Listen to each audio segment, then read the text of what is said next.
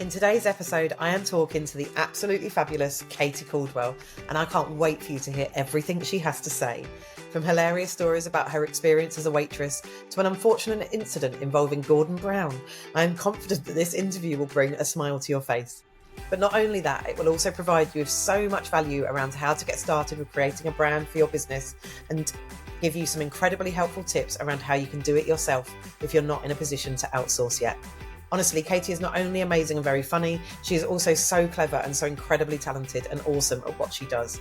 So let me tell you a little bit about who she is and what qualifies her to be talking to us about all of this. Katie is a chief geek and design obsessive founder of award-winning London-based design studio Geek Boutique Design, which she started in 2015. She loves working with ambitious, authentic businesses and entrepreneurs who are excited to see what their brands can accomplish. Over the past 8 years, she's helped over 200 businesses define and perfect their visual and digital presence and help them to elevate their brand and website to that all-important next level. Honestly, I promise you, you are going to get so much from this episode. But before we dive into the good stuff, I just wanted to say thank you so much for taking the time to tune in to show up and be heard. The podcast exists to help women like you simplify your business and your life so that you can stop feeling so overwhelmed.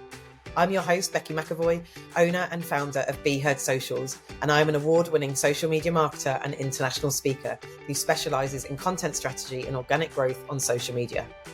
If you want to cut through the noise and BS and get practical, actionable advice tailored specifically to make social media marketing accessible and easy to understand, or if you want to be part of a supportive community where women entrepreneurs can feel connected and inspired to achieve their dreams, then keep listening because you are in the right place. To be the first to find out when new episodes go live and to get more tips like the ones you hear in this podcast, make sure you join my email community through the link in the show notes. Whether you have followed me for a while or you are brand new here, I am so grateful for you. Right then, let's get started with this week's episode. Hi, Katie. How are you? Welcome to the podcast.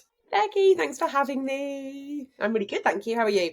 I am good, and you are so welcome. I'm really, really looking forward to chatting to you today. Firstly, because you are such a wonderful human. And secondly, because I know how good you are at what you do, because you have done some of my brand work for me. You are the person who did the cover art for Show Up and Be Heard, the podcast. And yeah, so I know how talented you are. And I'm really excited because we're going to be chatting all about brand and things like designing your client avatar, working out your values, and knowing how to pitch yourself. And you're very talented. So I'm looking forward to hearing what you have to say. But before we get started, I just want to start with a question I ask everybody to start with. People have heard a little bit about you in the intro, but can you tell me a bit more about your story of how you came to be a business owner? Did you always want to be a business owner? Tell me a little bit about your story. Well, I've had a very strange journey on the way to doing what I do now. I have actually always been a business owner. I've never really been an employee, which is quite a strange thing to think about. But I started my career as an actor. So I was an actor all through my 20s and a good way into my 30s. I worked in theatre and did a bit of TV. So it was a bit of a segue between where I was and where I am now. But it was always something I did on the side. So I started off, I used to do lots of paintings. I used to go to art fairs and sell my paintings. And then I'd do fill-in work for when I wasn't acting, where I would start to produce kind of visual assets for various companies. And that built over time.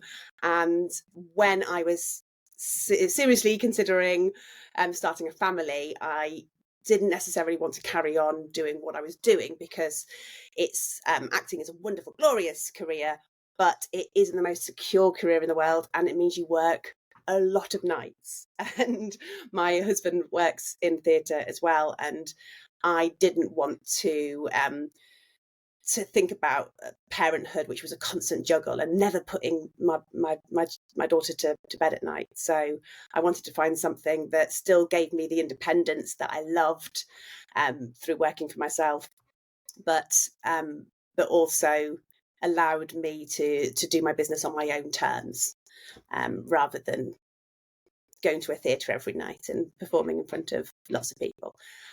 So I started the business, in fact, when I was pregnant, about, oh my goodness, nearly 10 years ago now, which is a strange thought. And it built very slowly at first, because I kind of started it when I was on maternity leave, and then through the first couple of years of my daughter being a baby. And then it really kicked off when she went to school and I was able to devote more time to it. And I think there is a commonality between what I did and what I do now, in that they both jobs run on the same fuel, really, which is about understanding and appreciating how different people work and think, and really crucially feel, what emotionally drives people, because a lot of that is the secret sauce that goes into creating really, really good brands and really good kind of strategic, emotionally engaged brand identities, which is, I hope, what I managed to do now. You absolutely do manage to do that, and you're right. They're both, like, obviously very, very different, but both need such creative energy. And do you know what I was thinking as you was talking? Like, it must be really interesting to have always been a bit, like, to have never worked for anybody else, because, like, that's incredible, like, and a huge achievement. Entirely true. I did have I did what every actor does in their 20s, and worked as a waitress, which, well, yeah. I love that. I was always an absolutely terrible waitress. There were many, many customers who ended up with food on their laps. And in fact, most impressively, once of all, I managed to get perfect scoop of ice cream on a lady's head, just perched on top. Incredible. All the bottle onto her head. All the best Hollywood stories start with, I was a waiter, I was a waitress in. I love that, but also the ice cream story. Do you know what? One of the things I love about you, and I don't even think we could make an episode about this in itself, but the amazing, incredible stories that you have, from like landing ice cream on people's heads to the people that you've met and the things that you've done. I've got a better story, actually, which was when Gordon Brown was Prime Minister.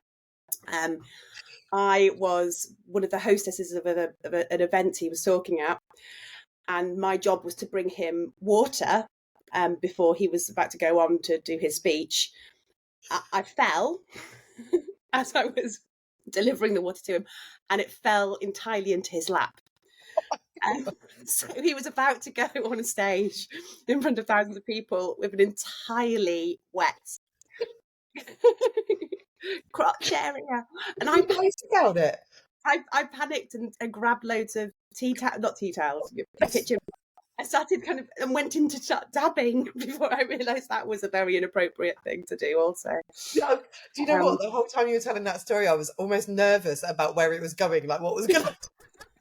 Also, when you said, and I was so nervous, I was like, oh no, what did you grab?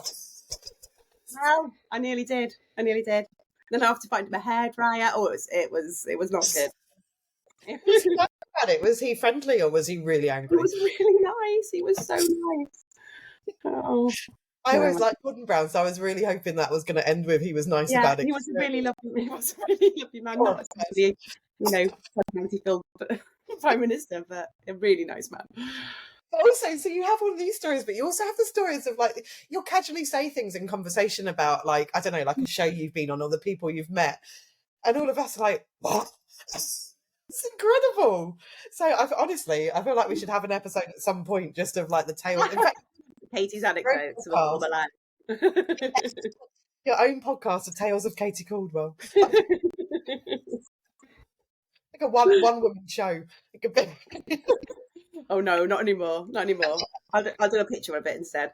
But I love that you have. Well, what I was actually going to say about, like, always being a business owner or always sort of working for yourself is, like, for me, when stuff gets really hard, I remind myself how much I hated being employed. So it's like, and it must be weird if you haven't. I mean, obviously you have had that in some respects. Yeah, I've had jobs on the side, but it was never the big motivator. It was never the big. I never considered myself. Yeah. An employee. Certainly. Yeah, because it's that, like, suddenly consider doing then, which is why I don't think that was ever really an option in my head. I always wanted to steer my own ship. Yeah, I suppose that's the flip of it, isn't it? Because that's where, like, because running a business is very hard. And on the days where I want to throw it all in the bin, I am like, no, the alternative, don't want to do it. So, but I suppose you've got that anyway, just never of having had the horrible experiences of it. Oh, and the other thing that I love about running your own business is that, yes, it's hard work, but there's no limit really on what you can achieve within a Yeah, certain, and that can be terrifying because you might be unsure about paying the mortgage from one month to the next. But it's also incredibly liberating because that just that kind of the lack of a ceiling above yeah, you about where you can go to is yeah, keeps you going. It's a really good energy driver, a good fuel to get yeah. you every morning. And I find that really exciting. Of like you said, like it can be terrifying when it's like, can I pay the bills this month? But also you can decide that, I don't know, you want to go on a lovely holiday and go, right, I'm gonna like try and sell this, which you can't do in a job, can you? No, Like it, you can't just suddenly you can enter the lottery, but you can't yeah, you can't suddenly think of is there something that I can do today to yeah, make an extra however many yeah, pounds it would be. yeah. Yeah. Oh, honestly, this could be a whole podcast episode in itself. I do need to get on to talking about branding probably at some point. But yeah, no, 100%. I love all of that. But we are, and like you said, like so much of what you do, like the creative energy that you bring, and just the energy that you bring is brilliant. So I think it's perfect place for what you do, and it's a testament in the things that you create. But I suppose one of the things I wanted to talk to you about with branding is I think lots of people can see it as a bit of a luxury, like when they're first starting out, because like when you're first starting out, you haven't got any money. And actually, branding was something I invested in pretty early doors, but on a very basic level. So it was kind of like a brand pack where I got like my colours, my fonts, and some ideas for like different things. And then as time's gone on, like more recently, I've invested in some stuff with you, and like want to further down the line kind of invest some more. But what would you say to, I don't know, I guess people in the early stages, or people that haven't not necessarily invested money into their branding, but got themselves a brand? Or like, why is branding so important as a So I think business? there's be a confusion sometimes around what exactly branding is. And people think maybe it's, is it just the logo? Is it just something pretty to put on the top of your letterhead? Or not that we really use letterhead anymore, but is it just something visual? And yes, of course it's visual. Of course it's visual because that's how it's visual identities translate the brand through graphics. But that's only the tip of the iceberg. And the real meat of any brand is the strategy and the strategical work that goes into working out how you want to present yourself. There's a quote that I always think of, which is a brand, how you would summarize a brand is a person's gut feeling about a service or a product. So it's about what emotional reaction, or how are you going to emotionally engage with whoever you want to serve. That's not about a pretty logo. That's something much more substantial. That's something much more integrated with everything that you do as a business. So I really firmly believe that it doesn't necessarily have to be with a brand expert. But if you're starting out, if you can dedicate some real time and effort into putting some thought into your brand, into putting some work into your brand, who you are, what you are, who you serve, how you work, how you present yourself, then it will give you so much more clarity Yeah, and so much more direction as to where you're going to go to and yeah, how you're going to speak to the people that you want to serve. There are so many small businesses that have such confused, inconsistent branding, and you see them, really talented, really brilliant people, and their branding isn't serving them, so they're constantly kind of running up against a wall where they're not able to really clearly communicate what they do or really reach the people that would be well served by them, yeah, because they do not have that clarity themselves. And if you don't have clarity, then it's really unlikely that anybody out there is going to look in at you and see clearly what you offer. So yeah, it's yeah. it's it's important for you as a business owner, and of course it's crucial for your clients, your customers, so they can really understand who you are, what you do. Yeah, yeah, and I love that because you're right. Like, it is so much more than logo, but like even me saying earlier, like, oh, I had my fonts and my colours and whatever. Like, it's so much more that, like, obviously that stuff is important because it's nice for things to look nice and it's nice for things to be That stuff consistent. is all the visual translation of the work that goes before, which is, Yeah, why, your brand is full of really bright, engaged, energetic colours, and that is yeah, bang on brand for you.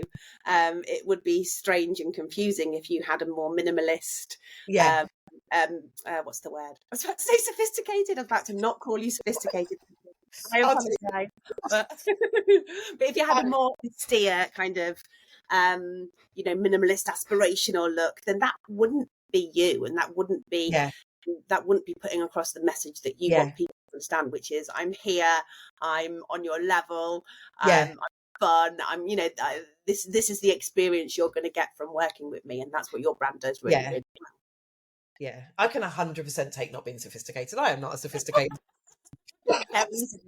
I'm not sophisticated either. I think it's a good thing. No, but that's true though, isn't it? Because, like, all jokes aside, like, that's not putting it down on myself. Like, that isn't what I wanted my brand to be. And when I was Yeah. talking about it, like, I remember saying in the real early days, like, I don't want it to look corporate. I don't want it to. I've said I want it to look professional, but I don't. Yeah. Because I was envisaging professional as corporate, and it's actually like it can be professional, but not be like, God, you yeah, know, that kind absolutely. of And vibe. I mean, Um, look at all the incredibly successful businesses out there who are totally abandoning that kind of more corporate feel. Gosh, what's the Andrex commercial that's doing the rounds at the moment? Or I don't. It's on all the billboards. So they're not going after the fluffy little puppy unwinding the toilet roll anymore. They're really loudly, proudly saying the reality of, and making fun of the fact that you're going to do a number two and you need something, I can see that. and really funny, and you need something Yeah. to do the job well, Yeah. and it feels quite rebellious, it feels a bit naughty, it feels a bit cheeky, and it's really eye-catching, and Yeah. they're really interesting when you see really old established brands kind of take Moving. tack, Yeah. to address, because audiences, when you're a really long running brand, you do have to adapt over Yeah. time Well, it's to reach. moving your brand with the times, isn't it? So it's Yeah. yeah. But I love that. And that's one of the things I really struggled with, actually, and when I did invest properly, like invest in expertise, because it's not my expertise, is when I really got it nailed. But like I said, like, I wanted to look professional, look like an expert, but it be fun and colourful and playful and I was going to say childlike, but I don't really mean childlike. But yeah, that sort of playful is No, more. but you're engaged. It's playful, so you're engaging on Yeah. that kind of that Um, childlike kind of fun and yeah. shit. Yeah. But I think professionalism, it doesn't come from one particular look. It comes from a consistency of style, a consistency of message that you're putting out Yeah. continually, and the strategic part of things is working out what that needs to be for your business, and that will Yeah. depend on who it is you want to serve. I think the Yeah. biggest mistake I see, especially with smaller businesses, is when they become something I call them a brand magpie. So they haven't really put thought into exactly how they're going to uniquely portray themselves. So Yeah. instead, they look at what everybody else is doing, and they look at different things working for different people, and they think, "Oh, right, that's great. I'm going to try that." And then a week later, they'll see somebody else succeeding using a different style, using different colours, maybe using different fonts, using a different style of voice, and they'll try that instead. And if you for a customer or a client looking from the outside in, that just feels so confused. It's such Yeah. confused messaging, and it's not clear who they want to serve. You can't be everything to everyone, and if you try and do that, then you end up being nothing to anybody, because Yeah. And you it's, don't, you're not consistently putting across a message that this is what you are uniquely brilliant at. Yeah, and it's a hard one, isn't it? Because I think that's a hard part of business, accepting you can't be everything to everyone. Because at some points in business, you need to make money, and so you want to kind of like appeal to lots of people. But actually, the best thing that you can do is it comes back to that clarity thing that you said earlier, doesn't it? Like be Yeah, clear and have clarity on who you are, what you do, all that kind of stuff, your values, and yeah. yeah, like how you align. I suppose that kind of well, I was going to say that kind of leads me into another question that I was going to ask, which you have Mm. kind of touched on. And actually, I think as I'm asking it, because I'm fairly certain I've used them, you've got some freebies that help with this kind of stuff.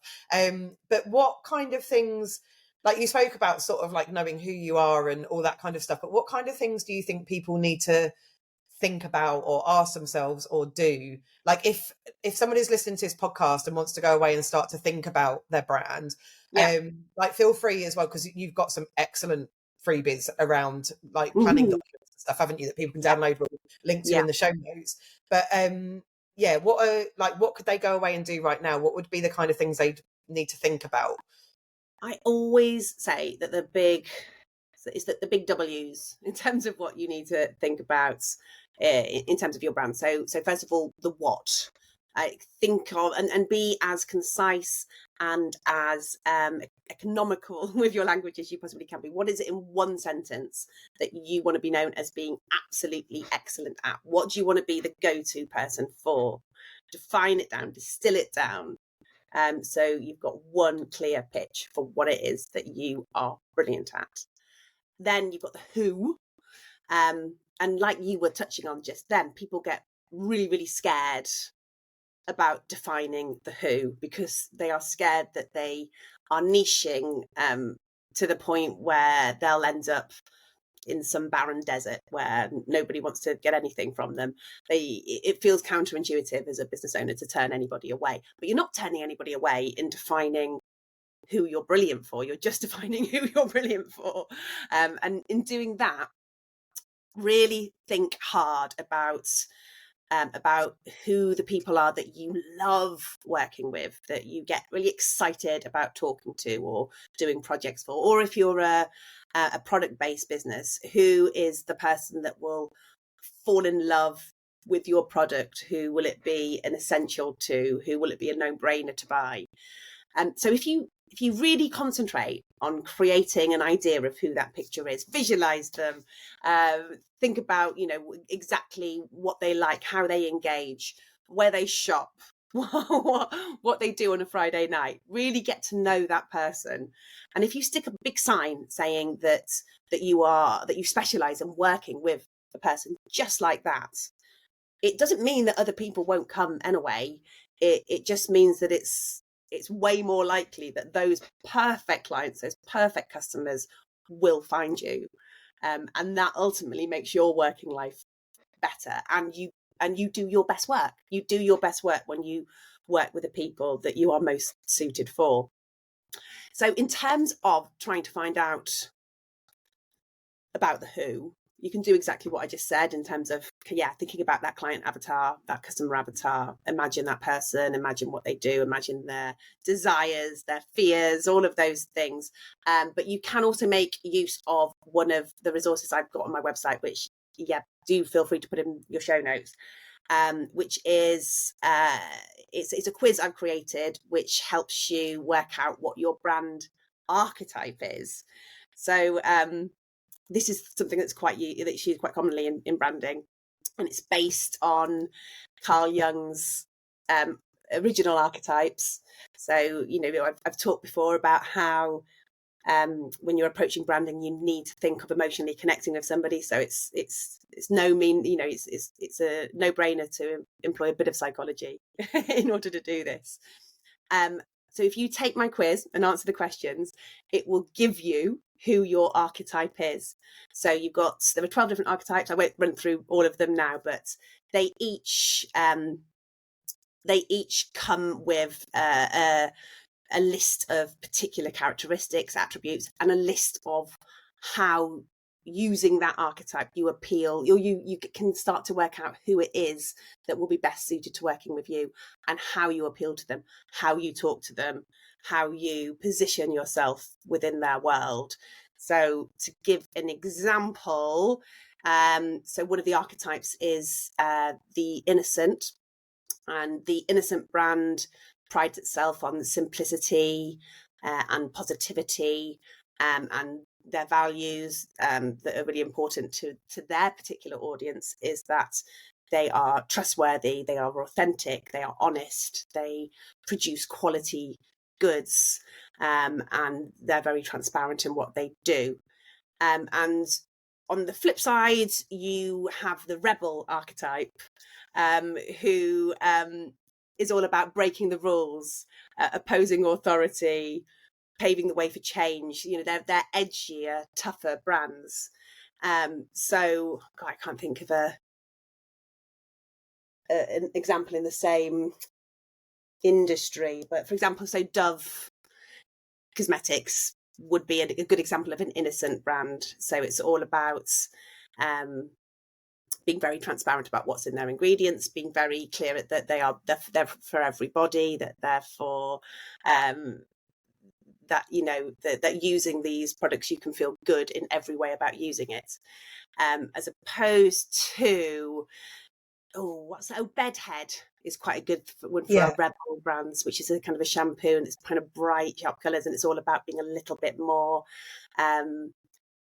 what's the word, edgy, funky, whatever it would be. Yeah. Feel a bit more kind of cool or a bit edgier using that product, as opposed to feeling more kind of reliable and simple. Yeah. I'm Else. trying to remember, because I did your quiz. It literally takes a couple of minutes, doesn't it? Yeah. And actually, I recommend doing it twice, because often it's really good to work out what your secondary archetype is, because that helps you look a little bit deeper into the different aspects of what you do. Yeah, because you're never really one thing, are you? I was trying to remember what I came out as. I'm going to have to do the quiz again, because I was trying to remember what I came out as. You were definitely an everyman in some way, I think.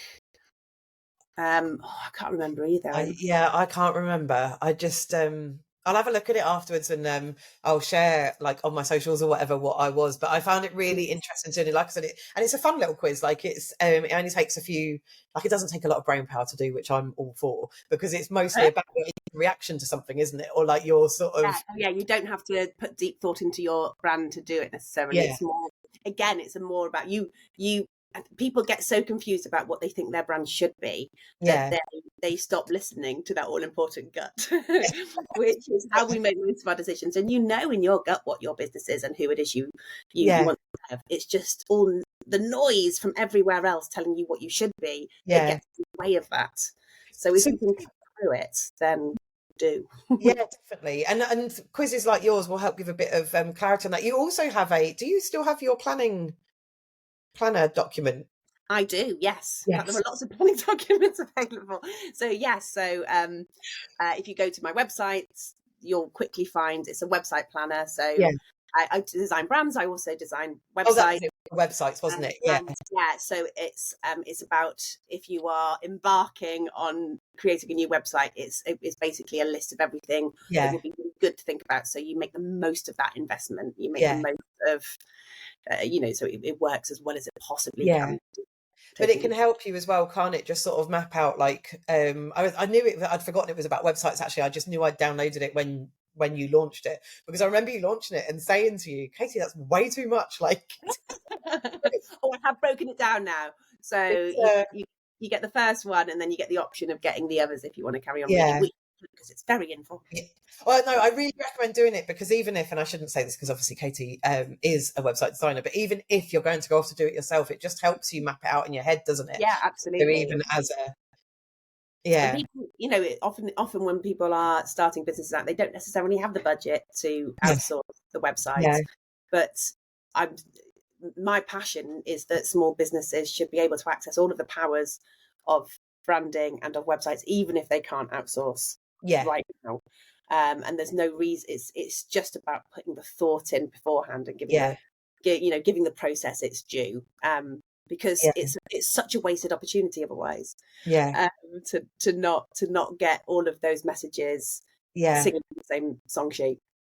100%. And I'm going to ask you a question actually in a minute about outsourcing and sort of when to know when you're ready for it. Because I know from my experiences of how I did it, which I can share as well. But before I do, I just want to ask, so like, I feel like a good starting point, if somebody's listening to this and they are wanting to start to think about their brands and all that kind of stuff, like a good starting point would kind of be your quiz, I guess, to start to figure out an archetype. Give some really good ins as to what they stand for and who it is that they want to serve. It gives you some really good brush strokes, and then from that you can go deeper. Well, that's what I was going to ask. So then what would be, I don't know, like, because obviously this is a big question, but what would be your sort of, like, if you were to give like the first sort of few steps to say, take your quiz, do they get, in fact, you might even, I should know this, you might even do this afterwards, like in the summary that you give in the quiz, but where would you go from that? Like would you then go into what the quiz, you're sent to a page describing your archetype, and there are lots of little, good hints in there about how you might take the ideas of this archetype and how you might translate that through to your brand. Amazing. So yeah, and it's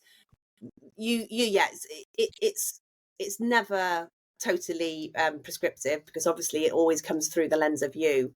So it's how are you going to interpret those those broader characteristics, and how from so I've covered the what and the who, but there's also the how.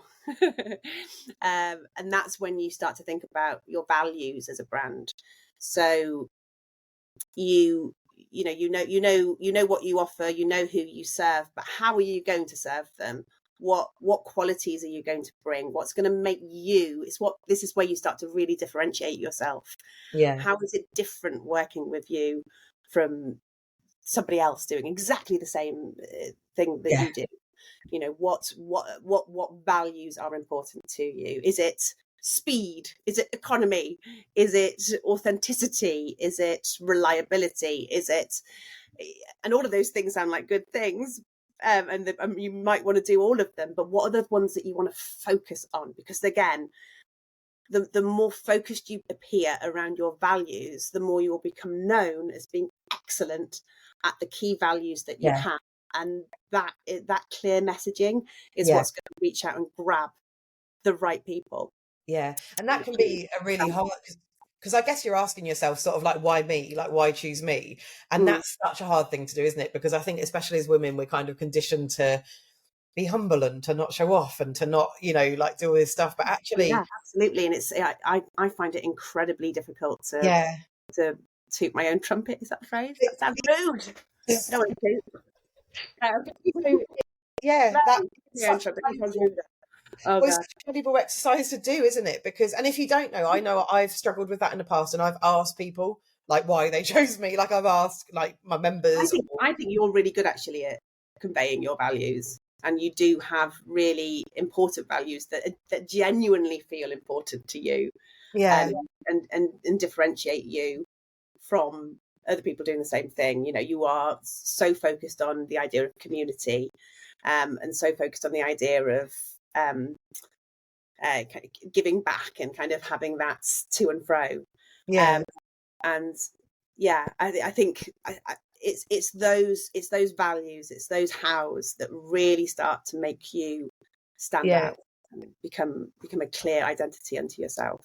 Oh, thank you. And I do think that's taken a lot of time, because one of the things I was going to say, and partly because you need to sometimes do things in business to realize it's not what you want to do, or it's not the right person, or it's not whatever it might be. But also I think sometimes you can go, well, I know like what I do and who I want to attract, but if you're actually asked a question and you have to vocalize it and verbalize it, it's really hard. So I think that's come over.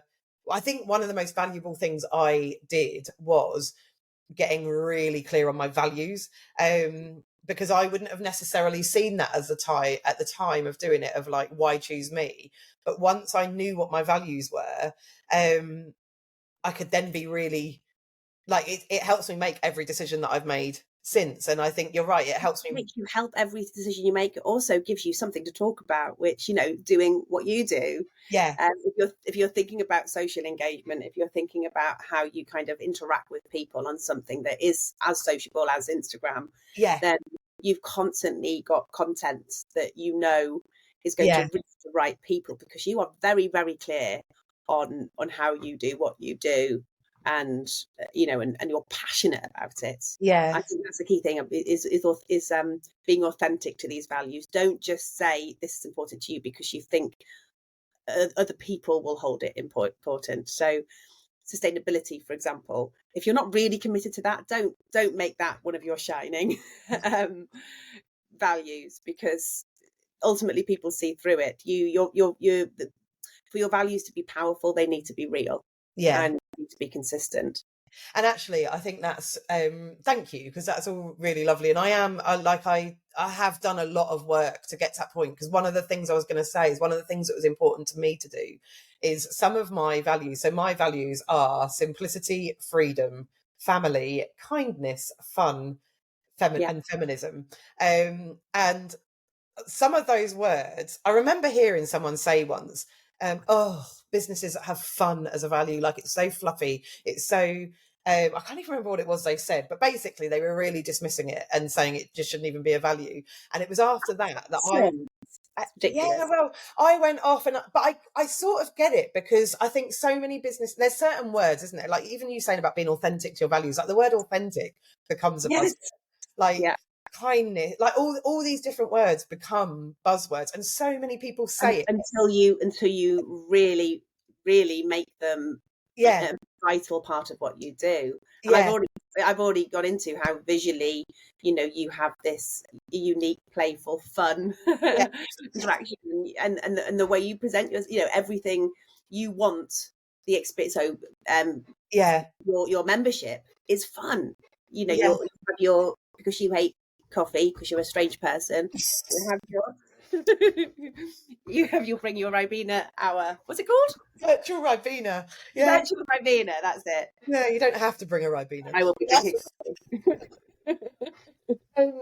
No, but I think that's one of the things that I did after I heard that, and I would really recommend people do this actually, is not just is knowing what you want your values to be. And there's brilliant exercises that you can do to get clear on your values. But one of the things that I did after that was with every one of my values, I need to be able to write down at least 3 or 4 ways that I do that in my business. So if kindness is one of my values, okay, well, what does that actually practically look like in my business? If family is one of my values, what does that practically look like? And I've got some. So tell me, because I know, but tell the glorious listeners.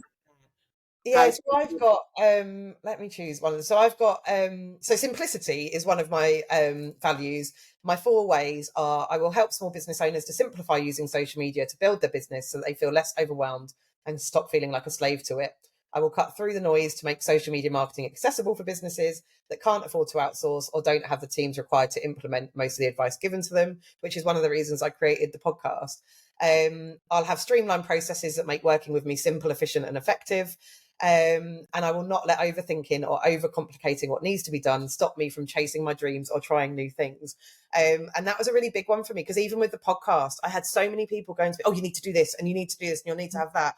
And I got into a bit of a, oh my God, I'm never going to be able to do this. And I was like, no, just simplify it right down. It doesn't have to be. Return to your values. Stop listening to noise. Think about what's important to you. Yeah. And be true to your brand, which is and knowing you and your business really well. My God, you embody all of the things that you just said. 100%. And it really helps me to do it. And it was quite hard to do at times, but it made me really think about whether they should be my values and all that kind of stuff. I won't go through all of them, because and I have shared it on my socials, so I can share it again. But I will just go through, because simplicity was one that was kind of a bit more practical, I guess, but actually fun, which is the one that a lot of people sort of dismiss and says fluffy and says whatever. These are the 4 things that fun means as a core value in my business. So I will help small business owners to stop hating and resenting social media and instead enjoy using it to market their business. I will create spaces and environments that enable other women to have more fun and laugh often whilst growing their business on social media. And so it's things like we do have the virtual Ribenas that are a bit silly, or like most of the calls start off, we always laugh on calls because Yeah, something's gone like a little bit silly absolutely. or whatever. Yeah. And some people won't like that, and that's fine. It means that I'm not, my brand isn't right for them. But yeah, I will only work with clients I love and vibe with and who make me excited to want to create their content and support them with their socials. And that's helped me a lot in the past on make decisions of whether, like I give notice to people or whether the who of who I go Yeah. after. And Like if you're I'm so clear about that. I'm often envious of how clear you are. And, all the things that I've said that people get scared of doing, like niching down or saying no to clients, you do freely and it comes from this clarity that you have yeah, around your values, around how you want to work, around what it is, yeah, who you want to serve. yeah, You I are think you are the poster girl for strategy work, young lady. I'm like getting redder and redder as it's but It really is true though, and you see that in the work that you produce and the community that you create. So yeah, the power of doing all of that work, and it doesn't take a huge amount of time. It just requires thought, and yeah, it can feel intimidating because often when businesses are so close to us, we don't want to define them or put them in a box. It isn't putting them in a box. Actually, it's so liberating yeah, when you really work out what it is that you stand for, what it is yeah, that you want to communicate. It yeah, opens the doors to so many. It opens the ideas, opens the box up for content, it opens the box up for communication. yeah, You don't get that icky feeling when you're telling somebody what you do, because you are so confident and so clear about what you do and who you serve, that it's so simple, so easy, and it's so simple and so easy for other people yeah. to look in and decide whether they're you for you or not, or that you're you for them or not. Which is Yeah, what you want. you're You right. don't want And to be there's working with people who you're not a good match for, yeah. because that's going to be disappointing and uncomfortable on both sides. Well, I was And just who wants going to say, experience? I think like if somebody came into the membership, for example, who did want a really corporate feel, they'd be very disappointed very quickly. Yeah. It's Communities out there for those people, and they will yeah, feel more comfortable in those communities. yeah, It's a big world, the yeah, business world, and we work in the online business world. It's growing all of the time. There is plenty of space yeah, for different brands out there. You don't have to be everything to yeah. everyone. But I think sometimes it can be sort of easier to say than because I do still struggle with it a little bit. And it's really lovely hearing you say, like you say, it with confidence and you can be really clear. And I know I will make the decisions, but I still find that hard sometimes because because nobody wants to like repel people or have people reject them because they're not right for them, even though it's the right thing.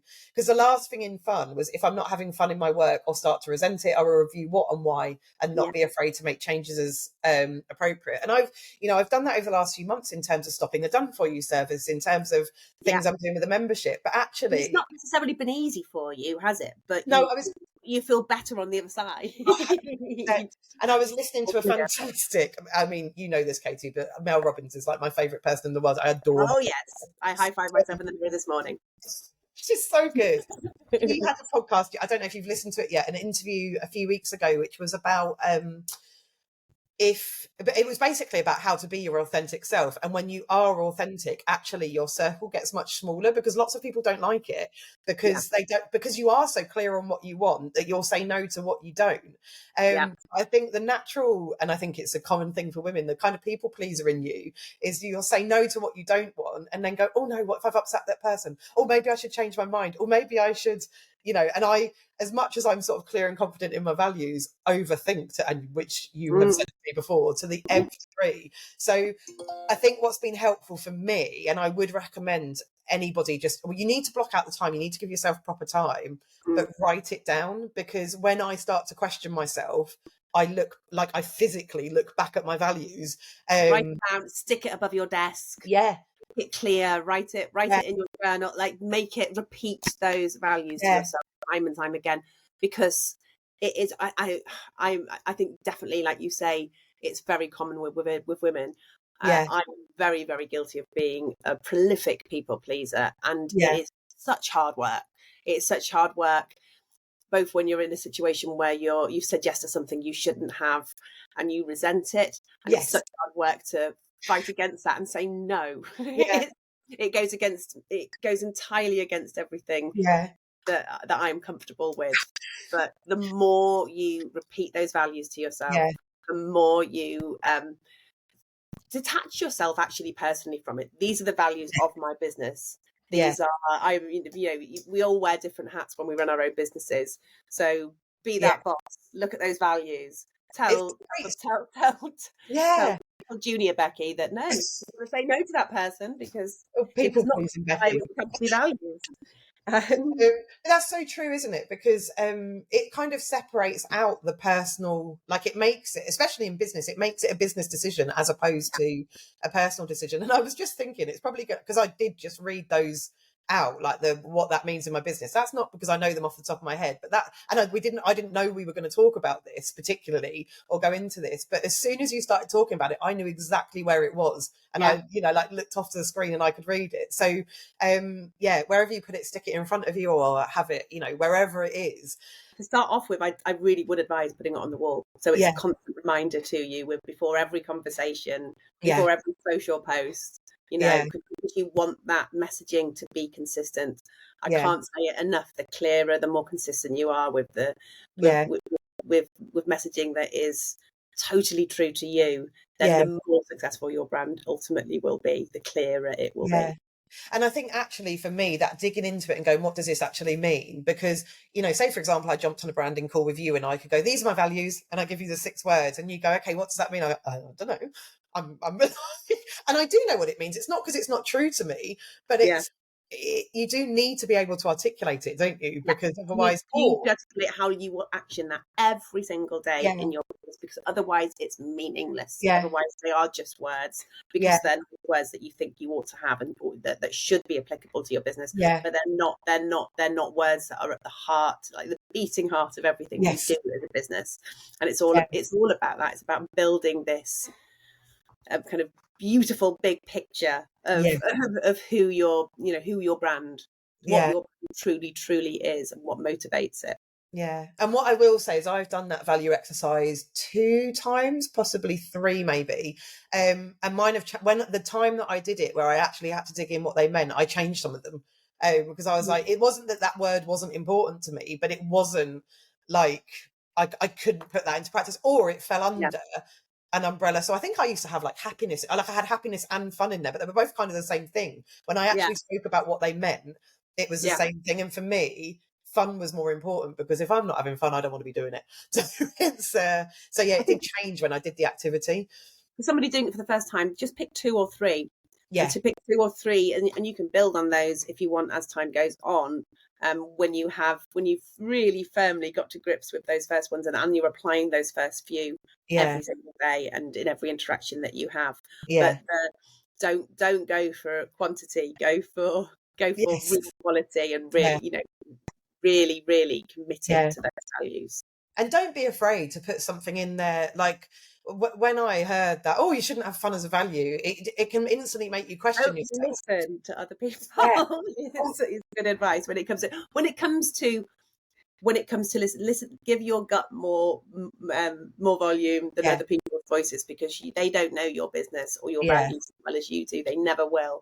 So that's, when I work with clients, it's not up to me to come up with their values. I will work with them to help bring out those values, to help them define those values, and then think about how we start conveying those values into their visual branding, or into how they might approach other aspects of how they talk on their website, exactly, things like that. But the values themselves don't come from some brand strategist sitting on a cloud. They come from you. They come from you as the business founder. And the only person that needs to know that those words mean something is you, and then you need to be able to articulate them. So absolutely. You may never articulate them, word for word, but it's the flavor, it's the source behind everything that you do. Yeah, I love that. I am really honestly, I could sit and chat with you all day, Katie. I am really conscious of time. I just want to ask one more, or just your thoughts. One more question, your thoughts on. at what point do you think people, like, when should people DIY it and when should they outsource it? Because I think at any point that you outsource something like branding or a website, it is a significant investment to get Yeah, someone to do it properly. yeah. It is an investment, and obviously you need to be able to afford that. But also, I think well, certainly for me, at the point that I invested properly in my website, even though I had budget for it and could afford it, it was still terrifying because it was a lot of money, and Yeah. I could have sort of stopped myself from doing it. So at what point do you think, or, like, would you say to somebody, actually, you're probably at a stage where just DIY it for now, that's enough? And when should they outsource? If you're starting out and you literally have no startup funds at all, and or it's a product and everything needs to go into that product, then it's better to have something as a brand. It's better to have, well, certainly, all of the strategic work we're talking about, you can do, and go to my website, look at the exercises there, start to think about those yourself, put something together so you have a consistent look that chimes together with the values and the audience research, etc., that you've done through the strategy part, Yeah, and make yourself a website if you can't yeah, afford to outsource it. I would say that I think a lot of businesses, small businesses especially, think spending on brand or websites is a luxury. I wouldn't say it's a luxury. I'd say it's a business necessity for everything that's we've talked about today already. Your brand and your website is your visual interaction with yeah, the world. It's and do you want to portray yourself as something that has been put together quickly without much thought or much attention to detail, or do you want to give the impression that you are a professional outfit who takes their clients and customers seriously enough to consider how they're projecting themselves to the yeah, world? yeah, Obviously, I'm biased because it's what I do. It's what I do. But I would always say that brand and yeah, website in any capacity is better than none. But yeah, I would also say, do not count it as a luxury. So as soon as you can afford to get some real expert help in, yeah, then I think it is worth every single penny of the yes, investment in what it gives you back in yeah, terms of the confidence. What I'm often struck by is how much confidence I see my clients leave with as yeah, opposed to when they start working with me. I often work with clients who have a DIY brand or DIY website. They've got a website in Wix or Squarespace, and they've hit a ceiling with it. So yeah, it's maybe 1 or 2 years after they've launched, and they're aware that they are losing business now because they don't have that consistent look. They yeah, can't. They need to, in order to level up. They need to level up everything about their brand yeah, identity. Um, and just seeing the experience of working with these people and seeing how much they get from really getting to the nitty gritty of how their brand works, what it's communicating, what it yeah, translates, and the confidence they leave with when they have beautiful new on-brand assets that they can be really proud of showing off to the world, as yeah, opposed to, I mean, if you run a business and you feel a bit icky about giving your website address out to anybody yes, because you're a bit embarrassed, but yeah, you know that what people are seeing there does not represent how brilliant you yeah. are, and that's a real sign that And you probably need to yeah. outsource. And it's interesting, isn't it? And because from the other side, as someone who's not a web designer and doesn't do brand, like as a business owner who had to invest in that stuff to get it done Mm. properly, I'd 100% agree with that. And I built my first website myself. And I'd be interested to know, and then we will cut off because we'll get afterwards. But I'd be interested to know your thoughts on something in a second. But I built my first website myself, and it was all right, to be honest. It wasn't like it was okay. And I sent people there and whatever. But I 100% agree on what you're saying about the sort of embarrassment side of it, because I think I got to a stage in my business where, I wanted to start reaching out to be on podcasts or, like to sort of Yeah, bigger audiences. And yeah, all of a sudden it was okay for the level I was at that point. But I was then embarrassed to sort of take it any further. And the website that I've got now, I had last year, and genuinely, you're right about the professionalism and the confidence that's given me. I adore my website, and I absolutely love it. I could not And have. you get excited about people visiting it Yeah, because you know that it really yeah. represents And I could not have created that myself because of the skill and the expertise that went into it. I absolutely could not have created that myself. And similarly with the like some of the branding work and stuff that I've had done. But one of the things I was going to say was, if someone is at the stage, so what was I? So if it was last year, I'd been in business about 3-4 years before I invested properly. And realistically, I should have invested sooner, but I think I was scared of exactly what you were just saying, like paying that out. And actually, I couldn't have comprehended the difference that it made. It was a hell of an investment. People underestimate, exactly Yeah. what. And it was a significant investment that genuinely frightened me, but I would 100% say it's brought me business and it's upped my game, and it's been one of the best things that I did. But that was sort of like three years in. But one thing I was going to say, I'm interested in your facial reaction as I say this, when I built my own website, and I think lots of people do this, are there tools that you would recommend people go to if they're DIYing it? So I know that I think Canva has, like color palettes and stuff that it will come up with for you. I never used Canva. I did actually use, like I said, I had somebody design it for me. But I know that Canva has that. Is it any good? Because you did just scrunch up your face. So I'm guessing no. Well, the only thing about using any of the kind of the branding templates that Canva, for example, have used is that the whole point of brand is that you want to differentiate, is that you want to be different. You want to tell people why they should come to you, buy from you, be served by you as opposed to somebody else. And if you're using a brand template that literally hundreds, if not over thousands of people are using, then that's really counterintuitive. Personally, if you're DIYing it, I would make some decisions around colours based on the brand strategy work you did. So, if some of your values are that fun, playful, interactive vibe, then you're using brights. If you want to be minimalist and sophisticated, then it's neutrals and black and whites. Yes. So make those decisions based on the strategy, and then if you're thinking about logo, logos are obviously a big part of what I do, but the logos are the icing. It's the cherry on the icing on the top of the cake. The real brand work is everything that is underneath. So keep the logo itself simple. If you're DIYing it yourself, you can upgrade when you want to make something a little bit more idiosyncratic and unique.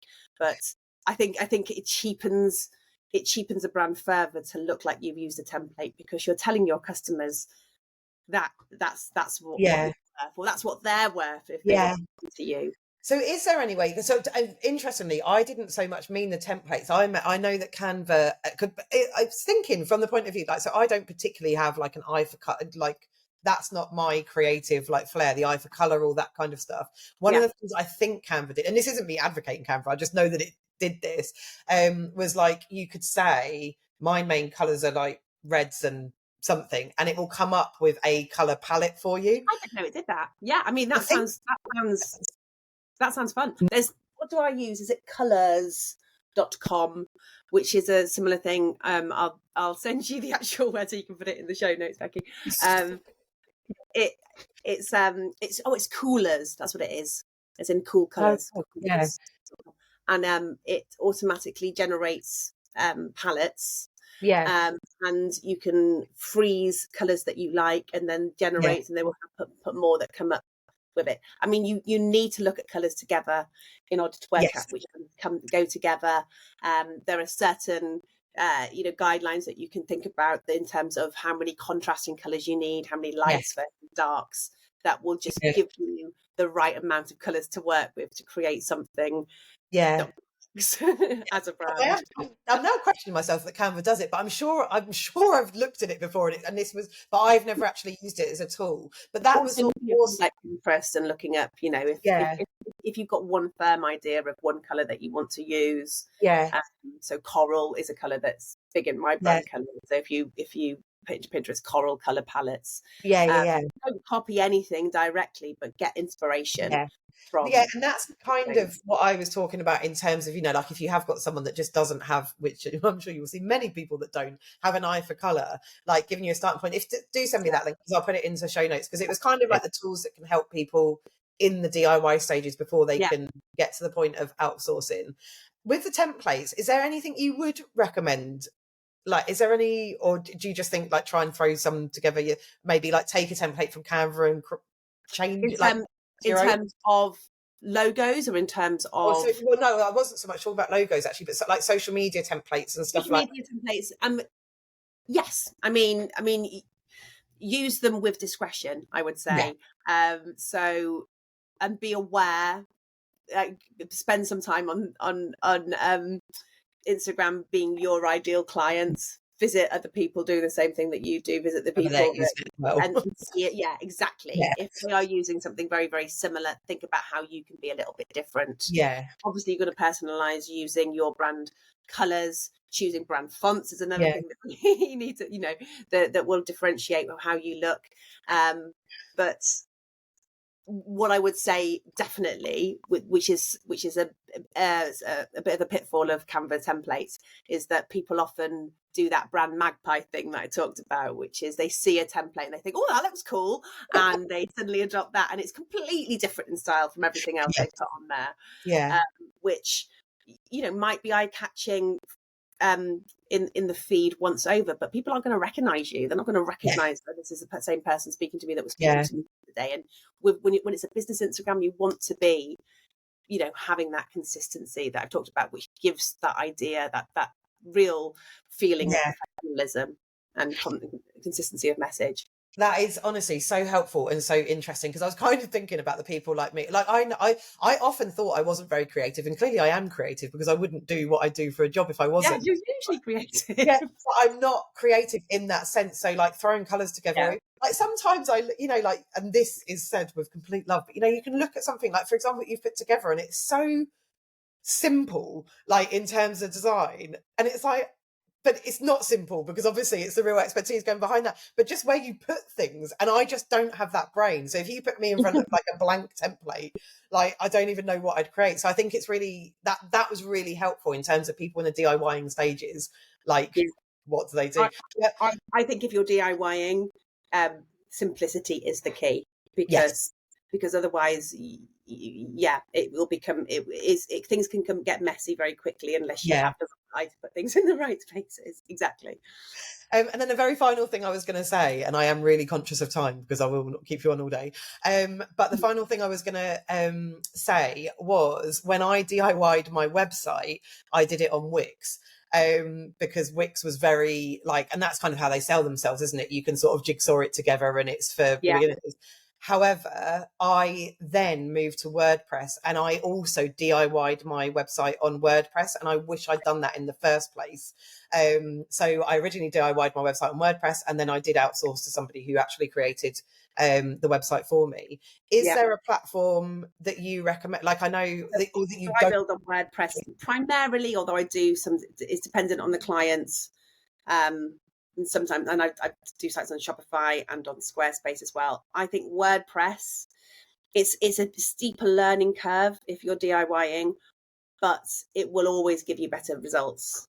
And ultimately as well, you're not harnessed to one particular provider. WordPress is freeware, shareware, so you don't have to sit on Squarespace or Wix's server in order to have your website. So you own your own IP on it.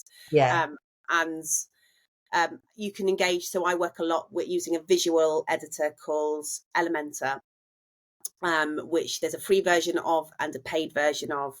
And that basically converts WordPress into a more visual drag and drop style designer, which you get with Squarespace or Wix, but it's much better, in my opinion, than the visual designers on Squarespace or Wix.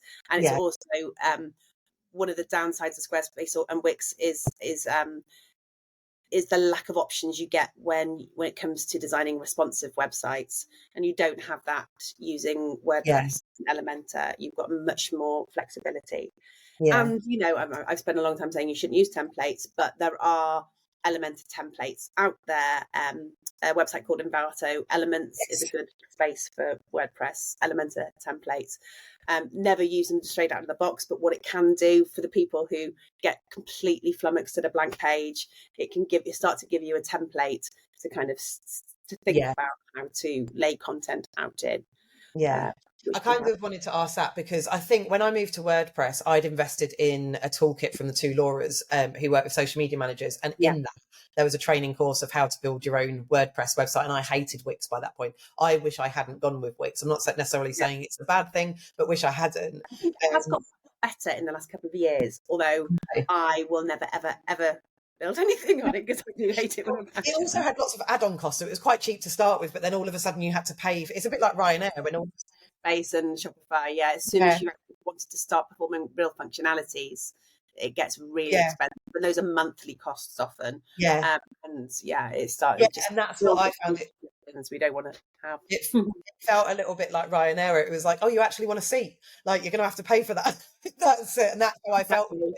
So I did a training course to help me do it, and I did it with Divi, which is a different thing from Elementor, isn't it? So there's different things to use. But I wanted to ask that because I do regret doing that, and I spent money on Wix that I wish I hadn't. I would always advise WordPress. It can be, it can. So it wasn't built with kind of end user in mind, WordPress necessarily, although Elementor is starting to go much more that way. So it means it can feel a bit intimidating at first, but once you get the hang of it, it's easier, I think, than the others in terms of how flexible and adaptable it is. And also, if you do use Elementor or Divi, there are so many tutorials on YouTube about how to do various things. Oh, Katie, honestly, you have been absolutely amazing. Thank you so much for being so generous. Welcome. It's lovely to talk to you. Where can people come and find you? They can come and find me on Instagram. I would love that, at Geek Boutique Design. And I'm also at LinkedIn, over at LinkedIn quite a lot. So I'll give you the link for that because I can't remember the link for that. Amazing. No, I will put all of that in the show notes. Honestly, thank you so much. I've absolutely loved chatting to you. Thank you so much for listening to Show Up and Be Heard. But please don't go without telling me your name. I genuinely love meeting new people and making new connections. So if you don't already, I'd love it if you'd come find me on Instagram, LinkedIn or Facebook and drop me a message to say hello and let me know what you thought of the episode. The link to all my socials are in the show notes. And of course, if you enjoyed this episode or found it useful, then I'd really appreciate it if you could take just a few minutes to give it a review on whatever platform you are listening on, because every one I get really does make me do a little squeal and a big happy dance. Finally, more than anything else, please always remember, realizing that you're not actually meant to do this stuff alone is the first step to making it easier. So I'll see you next time.